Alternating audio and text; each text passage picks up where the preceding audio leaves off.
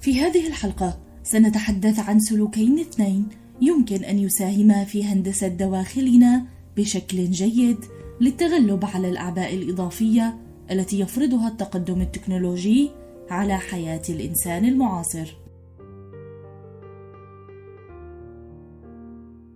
المسؤوليات الإضافية التي تظهر كلما خطى الإنسان خطوة نحو مزيد من التطور تجعلنا أكثر تعبا وتعاسة وفقدانا للسلام الداخلي.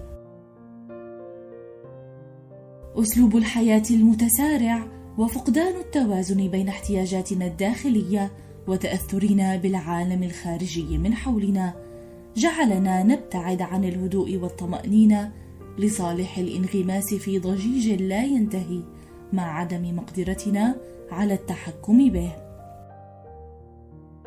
هذا الشيء ساهم في المزيد من ضعف التركيز وقلة الإنتاجية وضيق الوقت. وعلى الرغم من امتلاكنا فضاء غير محدود من الفرص، إلا أنها تضيع في زحمة المشتتات من حولنا. جميع البشر يسعون لأن يكونوا جزءاً من العالم الجديد الذي فرضته التكنولوجيا. الإنسان الحديث لم يعد يكتفي بحياة تقليدية اعتيادية، بل يسعى لرقمنة كل شيء من حوله. سعيه الدائم هذا يقود به إلى كل السبل التي تساهم بانطفائه الداخلي وزعزعة الطمأنينة في روحه. إذن مع هذه الجرعة التي نداوم على اتخاذها كل صباح، كيف نعيد هندسة دواخلنا والتأقلم مع محيطنا دون السعي إلى تدمير الانسجام بين داخلنا الإنساني والعالم الخارجي المتسارع؟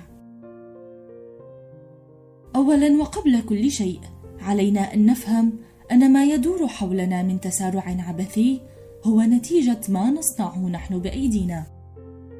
التكنولوجيا ومرادفاتها لا تولد من اللاشيء، نحن من نصنعها، وبالتالي نحن من يقع على عاتقنا التحكم بها وليس العكس. إذن ماذا علينا أن نفعل؟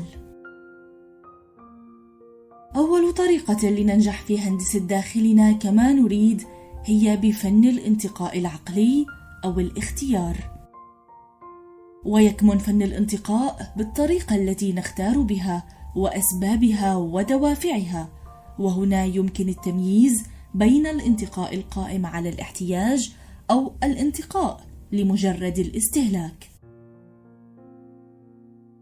خطورة الانتقاء القائم على الاستهلاك هي ما تدفع بنا نحو مزيد من التشتت الداخلي لاستهلاكنا الكثير من فائض كل شيء نصادفه، فائض الأخبار والأحداث والمواضيع والعلاقات وكل ما يخطر أو سيخطر على بالك مستقبلا، مما يؤثر بشكل عميق على رؤيتنا للحياة من حولنا، انطلاقا من تأثيرات الاستهلاك السلبي في عقولنا.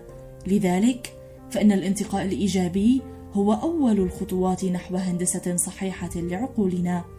وهنا تذكر أن الاختيار هو القوة التي تحدد ذواتنا وتصوغ طريقة معيشتنا.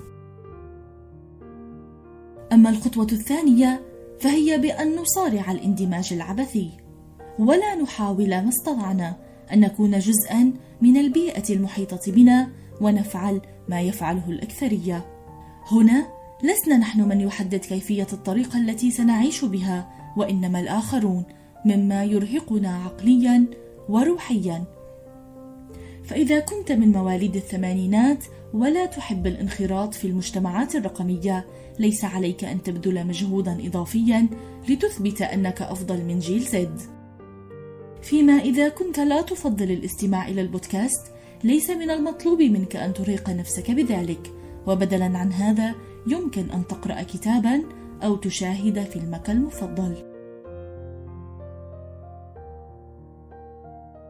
أختم معكم بأن أؤكد بأننا سنبقى جزءا من هذا العالم الذي يتقدم يوما بعد يوم، والحل ليس بأن ننكفئ على أنفسنا ونعيش في عوالم موازية، بل في أن نتعلم كيفية تهذيب اختياراتنا كمتلقين إيجابيين.